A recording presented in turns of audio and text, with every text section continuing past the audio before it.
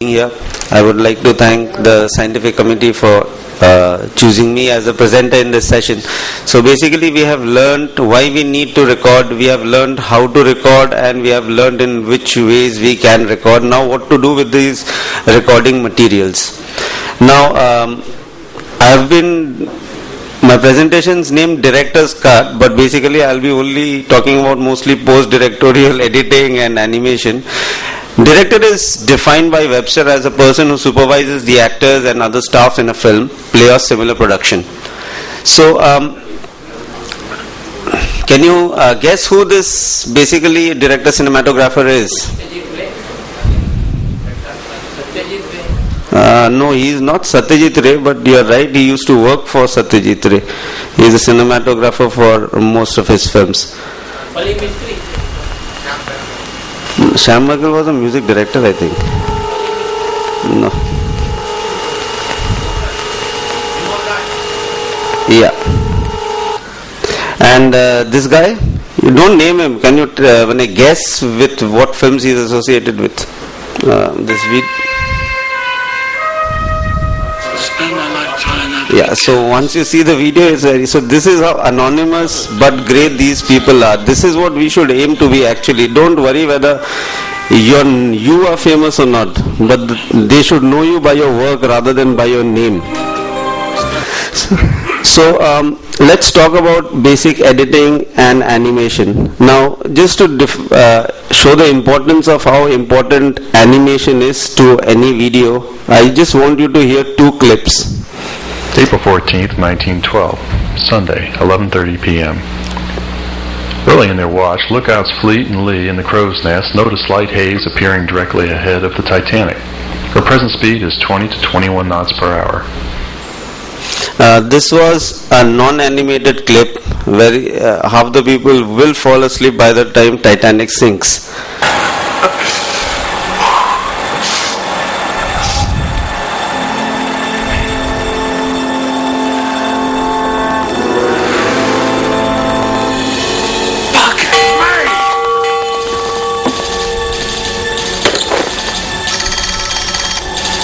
You bastard! Is there anyone there? Yes, what you see? Iceberg! Right ahead! Thank you. Iceberg! Right ahead! So, you do realize by simple animated voice how much a difference it makes. Do you really need to see the film now to understand what was exactly going on for those few seconds on board of that ship? So this is how important animation is. Another example of video animation I would like to show. This is a very common story. We all have read it and we still sometimes read it to our children. To everyone's surprise, Cinderella's foot fit perfectly into the glass slipper. But this is a very basic quality animation. Now look at the same story when you spend a lot of money for a 30-minute film.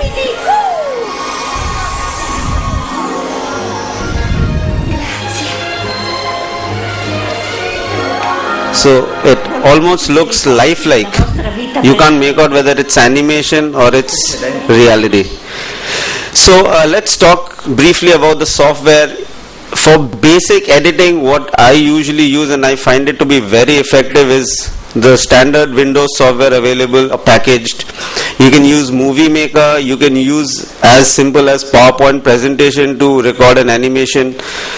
Or you can just go up a level and start using Adobe Premiere. You don't have to go in for the Pro version. You can go in for Adobe Premiere 6, 5, any of the basic versions if you have a good video. These are basic. Adobe is slightly advanced or mid-level. And if you really want to have a high-end video film with good animation, something like Avatar or Star Wars, then you have to go in for either 3D Magix or Illusion Mage. Now these are very costly software, so I don't feel that as ophthalmologists we do require the bottom two for our clinical practice and for our daily recording, we can leave this to the experts. You have to get hold of a person who does good video editing, and you have to go to him at least once or twice a year. I had to go to him for an 8-minute video for approximately a month. Every day evening I had to go and sit with him. You have to give him time, as my previous speaker has said. There's no shortcut. You can't tell him over the phone that these are the time you have to ये वाला part edit करके रख दीजिएगा, मैं शाम को आऊँगा. It doesn't work that way. It doesn't happen. You have to go and sit with him. Every millisecond counts. Believe me, when you give the voiceover for that video, when you write the script for the video, every millisecond counts. You have a voiceover which is not synced to your video for a millisecond.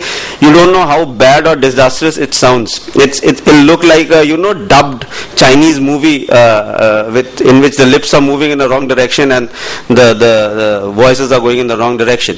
So these are, I would suggest you could play around with Windows Movie Maker, which I feel is an excellent tool.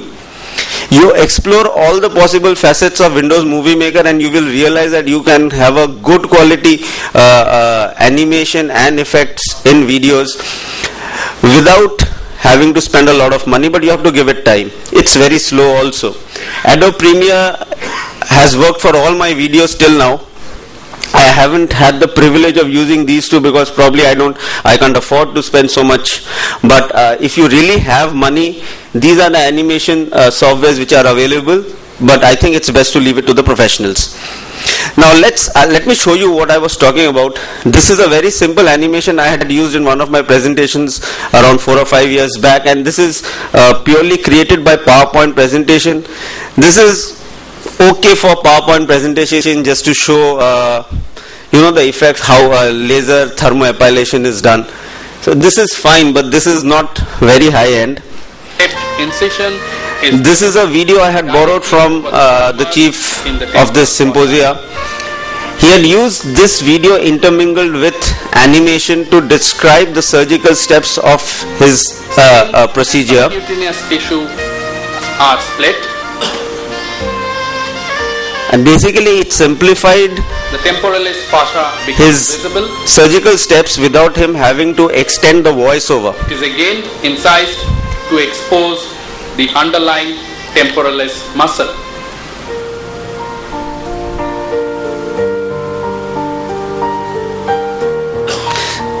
So this is one way you can shorten your video. You add an animation, it saves you around 5 minutes or a minute of your voiceover explaining this, that. You might not have actual surgical footage running for that long, so you can use animation to extend your surgical footage. The dermoid cyst lies directly behind the temporalis muscle.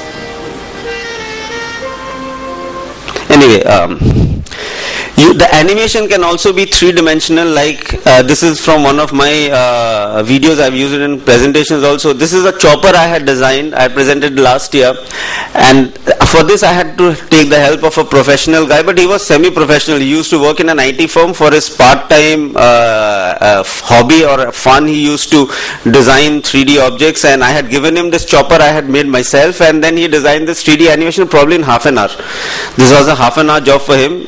He has those 3D designing tools, but you can see the 3D effect is remarkably amazing. He had sent me 3 or 4 animations in WMV format. By the way, this is WMV format, and even if you enlarge it so much, you see with at least the digital photography, the pixelization doesn't occur. So this is one way you can use animation. 6 months back, and this is an example of good 3-dimensional animation. I was completely blind in my right eye. Now I can see again. So this is, you can use animation to explain exactly the location of a structure and the exact steps needed to rectify that disease. But this is a really good 3D complex animation. You really need professional help for this. This can't be done alone. And this is what I feel the best top-end animation I have encountered in ophthalmology. Professor Akahoshi's video on pre-chopper. Insertion of the pre-chopper. A nucleus sustainer is used to reduce the stress on the capsular bag and ciliary zonules. you should, did you observe the three-dimensional aspect of the whole thing? Did you observe he showed each and every aspect of the advantages of his pre-chopper just by that 10-second video. So this is a really good video. Dr. Akau is a rich man, but this is what a good video voice animation will do to your presentation. You have this, and I'm pretty sure you are going to make a award-winning presentation in any case. You can have a basic presentation, basic animation like this. I borrowed from Dr. Partha Biswas just to show complication while using a specific type of lens and a specific type of delivery system. We try to insert the lens. It will not go in and it is ejected out.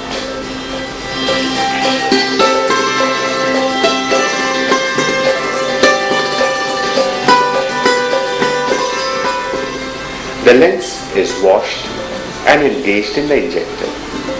The incision size is increased to 1.4 millimeters. The nozzle of the injector is not inserted in the groove. It is kept flush with the insertion site. So basically he has used this animation in his video to make a point of what went wrong in the first step and how he rectified that step just by not talking and explaining. He has shown it in an animated form, which makes it easier for the audience to understand, people who are not very conversant with this procedure. So you can use 3D animation to also, this animation was again created for that previous chopper itself, and I created this animation with simple Adobe Premiere. But this was used to describe a specific technique of how I designed that chopper, instead of having to show my exact process of going into a factory or sitting at home bending things with forceps and stuff. This simple animation was good enough to show how exactly this design was brought about. So this is a simple animation. It can be done by Adobe Premiere 6, not even Pro. It takes time. Like the chief instructor said, everything takes time. This thing took around 4 hours to animate, and then it took 4 hours, another 4 hours to edit out all the useless part and bring it down to this 10 second. Basically it was a 3-minute graphic. This is a At times, advanced animation. with simple microphthalmus and nanophthalmus. This I borrowed from Dr. Agarwal. He has used this excellent animation to explain a specific condition of the eye, a disease of the eye which he had discovered or termed new. Has both short axial length and small interior segment.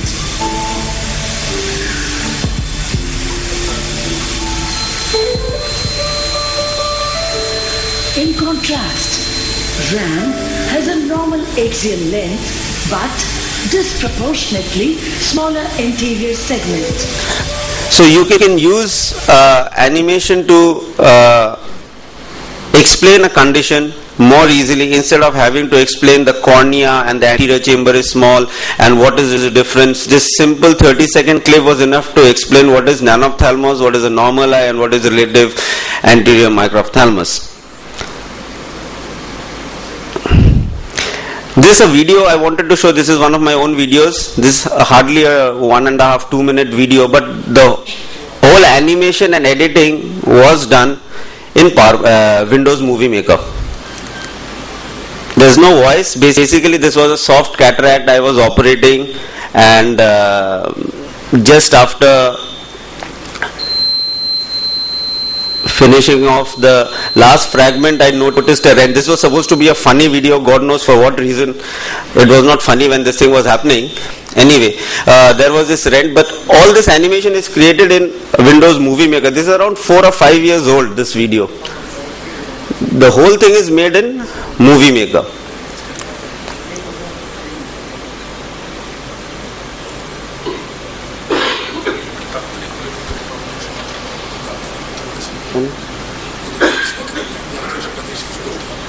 Okay, anyway, I would like to end with this last video. This is, do you recognize what video this is?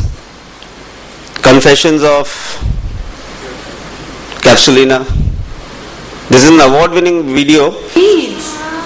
But this is a very simple video. But just look at this transition and the animation. I would like to stop here. You can't make out where the capsule ends and where the body of the princess rises, and this photograph and this animation is so perfectly matched with the eye. And this is a very simple photo, basically two different photographs, a princess standing and a princess crying, and the eye. So my point is, you should, not work to become famous. You should work because you love it, and believe me, you will become famous in the end. Don't let people know how much you have worked. Do you know how much this video cost, or how much? You never know, but you know this is an excellent video. Abraham Lincoln said that if the chief and the other people who all the videos have shown are award-winning videos, if they can win, I'm pretty sure you can win, because they used to think the same way that even I can't win. And I would like to end by Pablo Picasso. Even God is experimenting. He has invented all different sorts of animals. So please feel free to experiment, and then you'll come out with an award-winning presentation or a video. Thank you.